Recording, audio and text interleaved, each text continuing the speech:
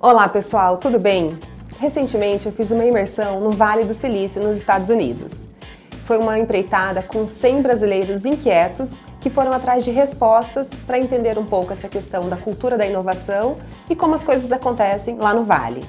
Então, eu preparei uma série de vídeos para compartilhar com você os maiores aprendizados que eu tive nessa jornada e entender por que uma região de 80 quilômetros, que vai de São Francisco a São José, recebe 25% do capital de risco de todo o mundo.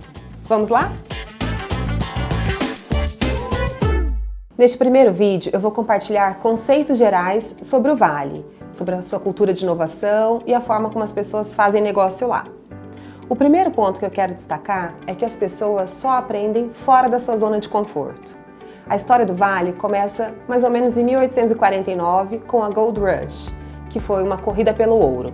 As pessoas foram para a região em busca deste ouro e poucas tiveram sucesso. Então, o que aconteceu com os demais que já estavam lá e não conseguiram o que estavam buscando? Eles começaram a empreender, ou seja, saíram da sua zona de conforto. O segundo ponto é em relação à diversidade. A região abrigou alguns movimentos muito importantes, como o hippie e o free speech. Quando eu estive lá, aconteceu a Pride Parade, que é equivalente a uma parada gay aqui no Brasil. A grande diferença é que a diversidade é algo tão importante para o Vale que eles celebram muito mais do que a orientação sexual. Eles falam também das diferenças de nacionalidade, de ideias, enfim, tudo que o Vale proporciona. Só como curiosidade, o Vale do Silício tem quase 50% da sua população formada por estrangeiros. O terceiro ponto é uma cultura de dono de negócio. E isso também tem uma história que explica o porquê que essa mentalidade existe no Vale. Tem um grupo que foi conhecido como os 8 Traidores. Eles trabalhavam para William Shockley em 1957 e resolveram sair daquela empresa e abrir a sua própria empresa. A história se desenrolou de várias formas, mas o final disso é que esses 8 traidores formaram várias empresas, dando início às startups, sendo que uma delas foi a Intel. O quarto ponto que a gente fala tanto, sobre startup, eu queria trazer aqui um conceito. Afinal, o que são as startups? Então eu vou me apoiar em um dos conceitos que a gente conheceu lá, que é de Steve Blank, quando ele fala que startup é uma organização temporária desenhada para buscar um modelo de negócio repetível e escalável. Ou seja, isso nos mostra com clareza que startup não é uma versão pequena de uma grande empresa. E uma grande empresa não é uma grande versão de uma startup. O outro ponto que eu quero trazer é que lá tudo é acessível e simples. No Vale, todo mundo vai ter a atenção da pessoa que quiser. A gente fala que conseguir a primeira reunião no Vale é muito fácil, mas você tem que ser extremamente relevante e interessante em no máximo 5 minutos de conversa, pois aí já não é tão fácil conseguir uma segunda reunião.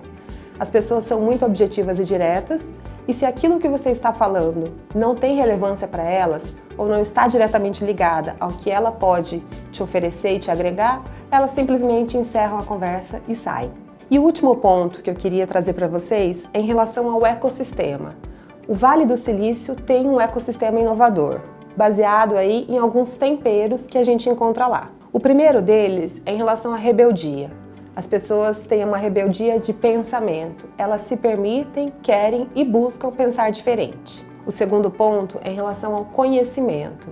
A área tem um capital intelectual muito diferenciado, muito fornecida também pelas grandes universidades que a gente encontra lá. Tem um estudo que fala que se a gente pegasse todas as empresas criadas no Vale do Silício por ex-alunos de Stanford, essas empresas representariam a 10ª economia mundial.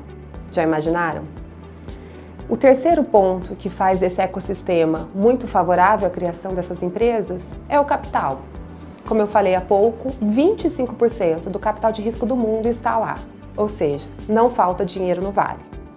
E o último fator que eu queria destacar, que talvez seja o maior ponto de distanciamento entre o Vale do Silício e hoje a realidade do Brasil, é o poder público. O poder público está muito aberto à inovação. Um exemplo disso é em relação ao Airbnb. O Airbnb nasceu no Vale do Silício e a Prefeitura de São Francisco deixou que o negócio acontecesse por 6 anos antes de regulamentá-lo.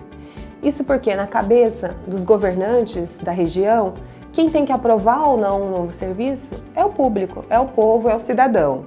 Então, depois que de fato o Airbnb tornou-se um serviço validado e que as pessoas de fato desejavam, eles então foram entender como eles iriam regulamentar isso em relação à receita e tudo mais. Bom, tem muitas outras lições sobre o Vale que eu vou compartilhar com você no próximo vídeo. Então, aproveite, inscreva-se no nosso canal e curta toda essa série que foi feita especialmente para você.